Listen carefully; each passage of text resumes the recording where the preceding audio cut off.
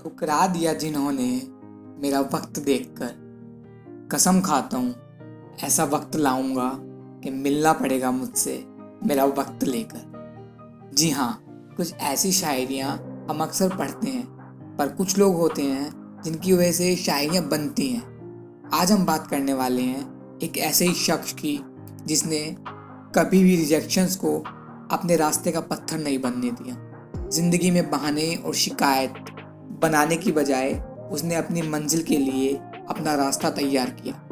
हम बात कर रहे हैं बिहार के अरारिया डिस्ट्रिक्ट में बड़े हुए अमित कुमार दास की, जो कि एक बेहद गरीब परिवार से थे। उनका सपना शुरू से ही इंजीनियर बनने का था, पर उनकी फैमिली एक एक पैसे के लिए मजबूर थी।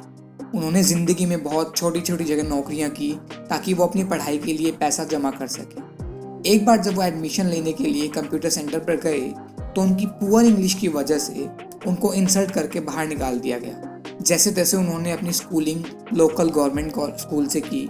स्कूलिंग होते ही वो अपने सपनों को लेकर दिल्ली निकल पड़े, लेकिन उनकी जेब में थे सिर्फ और सिर्फ 250 रुपये। जी हाँ, सिर्फ और सिर्फ 250 रुपये अपनी जेब में लिए वो दिल्ली अपने सपनों को पूरा करने के लिए निकल पड़े। लेकिन स्ट्रगल इतना ज़्यादा था कि वो 2 वक्त की रोटी का इंतज़ाम भी नहीं कर पा रहे, तो उन्होंने पार्ट टाइम ट्यूशन करना शुरू कर दिया। थोड़े बहुत पैसे कमा कर साथ में उन्होंने कंप्यूटर सीखने के लिए इंस्टीट्यूट ज्वाइन किया।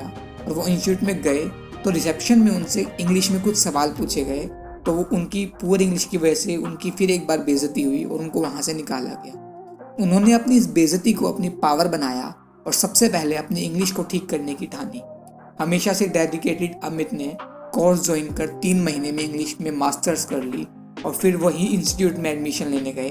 तो उसकी डेडिकेशन देख इंस्टीट्यूट ने उन्हें वहाँ 3 साल के लिए प्रोग्रामर के तौर पर काम करने का मौका दिया। उसे वहाँ से 500 रुपये महीना मिलता था और वो अपनी स्किल्स को इम्प्रूव करने में लगाता रहा। कुछ समय बाद अमित ने डिसाइड किया कि वो अपना बिजनेस करेगा और केवल 21 साल की उम्र में दिल्ली में रेंट का ऑफिस लेकर आईसॉफ्ट नाम की कंपनी लॉन्च कर डाली।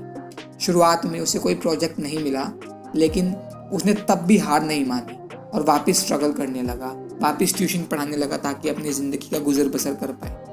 कुछ टाइम बाद उसने अपनी कंपनी सिडनी में शिफ्ट कर ली और वहाँ से उसकी कंपनी तेज़ी से बढ़ने लगी और वो एक मल्टीनेशनल कंपनी का फाउंडर बन गया, जिसका टर्नओवर कुछ ही टाइम में देखते ही देखते 500 करोड़ एनुअली हो गया और वर्ल्ड वाइड उसने बहुत सारे ऑफिस खोल लिए। पर कुछ घाव ना तो भरे जाते हैं, ना जिंदगी भर दिल में ही रह जाते हैं। वो अपने स्ट्रगल को कभी भुला नहीं सका और उसका इंजीनियर बनने का सपना, जो कि पैसों की वजह से पूरा नहीं हो पाया था, वो चाहता था कि कोई भी बच्चा ऐसा ना हो। इसलिए उसने अपने पिता की याद में 150 करोड़ की इन्वेस्टमेंट के साथ अरारिया में ही इंजीनियरिंग कॉलेज भी खोला।